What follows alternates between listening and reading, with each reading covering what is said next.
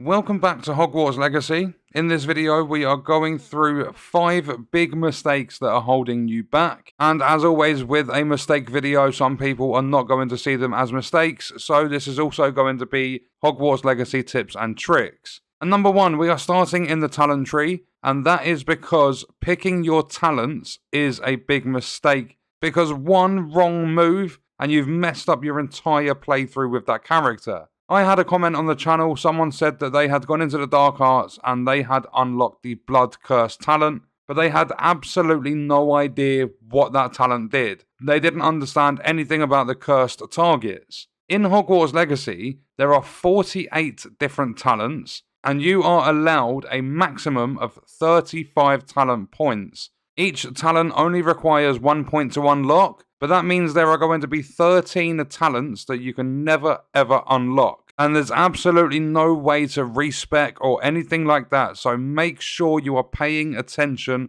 to the talents you are unlocking. The Dark Arts are tied to the unforgivable curses, and if you are interested in the Dark Arts from the get-go, then you need to follow Sebastian and do his quests. They will come more frequently as you progress through the main story. You're not going to get them at the beginning of the game. However, if you want to try them out, you don't get to keep them if you want to try them out. If you bought the Deluxe Edition, or if you've bought the Dark Arts pack separately, you can go to the Dark Arts Battle Arena and it will give you the opportunity to try them. Mistake number 2 is going to be trait stacking, and for this one you are going to need the Loom. So if we come over here and we interact with blue gear, you can have a trait up to the max level of 1. With purple gear, you can have up to a level 2 trait. Then with legendary gear, you can have a trait up to level 3. So you can have level 2 and level 1 on legendary, but it goes up to a maximum level from blue to purple to legendary, 1, 2, then 3. But make sure you are putting traits on your gear. Traits do stack in this game. So what we're going to do quickly is, if we have a look at the traits I've got, you can tell there's a trait on an item with the blue circle in the top left corner. We've got Ancient Magic Focus, we've got Laceration, which is Defindo, then we've got another one which is Defindo. If I travel, I'll go to the same place every time. Not that it matters, I think it's the same damage on a lot of enemies. But we're going to go up to East North Ford Bog.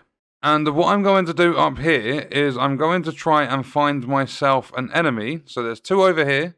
And if I use Confringo, if it doesn't hit the ground, 2 seconds.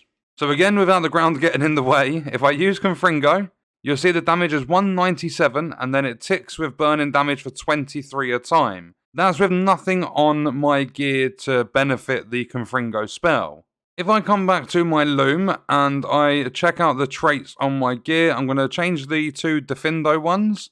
If I go into my traits and I go down until I get to Destruction 3, significantly increased damage with Confringo.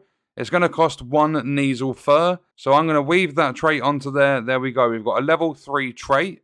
We're back at East North Ford Bog. We're going to go find the same enemy again. So he's sitting over there, just let him spot us. I'm going to try and not let Confringo get stuck on the terrain. So when he comes a little bit closer to me, he should come over here. So using Confringo, it goes up to 227. However, the burning tick is still the same. So that's a 30 increase. So now back at my Loom, we've got Laceration on this one. So if we view traits, we go down and we put Destruction 3 on this one as well. You're now going to see that my gloves have Destruction 3 and my scarf has Destruction 3 as well. We went from 197 base up to 227, but now it's on 2 pieces of gear. We're going to head back to East North Ford Bog.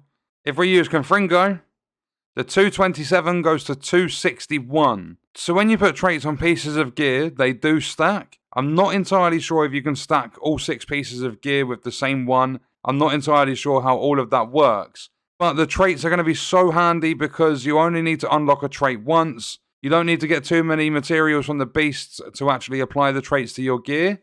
But make sure you are focusing on trait stacking because it's going to help you out a lot. Mistake number 3 is also going to be regarding the Loom, but this time instead of traits, we're going to be looking at leveling up your gear. It's not going to take too much work to go into the vivarium and just pick up other beasts from dens and stuff and make sure you're getting the right materials. If we look at the Loom, you'll see here I've got a pair of glasses that has no upgrades on it, And if I go into the upgrades, you'll see that I'm going to get a 4 boost to my offense, and it only requires 2 Jobberknoll feathers. Whereas we go into a purple that's got 2 upgrades on it, I'm getting a 12 defense boost off this one piece of gear. Putting it up to max level, it only requires Fruiper feathers, Mooncalf fur, and Thestral hair. And that's going to take the defense boost from 12 to 24, so it's going to double. But then if you look at legendary gear, I've got 6 defense boost from level 1, and that gets tripled. It goes up to 18 when you put this up to level 2. So there's obviously an upgrade beyond this that's going to make your defense even higher. And the way gear works in terms of upgrading, if your primary stat is offense, is going to level up defense with the upgrades, and then the other way around. So if we take a look at my gear tab quickly, you're going to see that my defense is 212, my offense is 216. So if I was to upgrade my legendary to level 2, I would get an extra 12 boost to my defense. And all I've got to do is spend a little bit of time in the vivarium gathering the materials. These upgrades are going to help you out so much with your gear, so make sure I would at least try and get 1 upgrade to each piece of gear minimum as soon as you change a piece of gear out. It's going to be so beneficial for combat, not just for attacking, but also for your survivability. Mistake number 4 is going to be about farming level 3 traits. We spoke about traits and stacking them in mistake number 2. And these traits are so much of a benefit to the player for combat, for your ancient meter and everything like that. The level 3 ones go from just a basic upgrade to a spell or something to like a significant increase in the damage a spell is going to output. So in order to get your hands on level 3 traits, you are going to need to travel to bandit camps. You can see we are at one here. So what I'm going to do is quickly clear out the enemies. So now that we've cleared it out, if we use Revelio, we are going to find this chest. We're not going to open this chest right now. What we're going to do is we're going to pause the game and we are going to save it.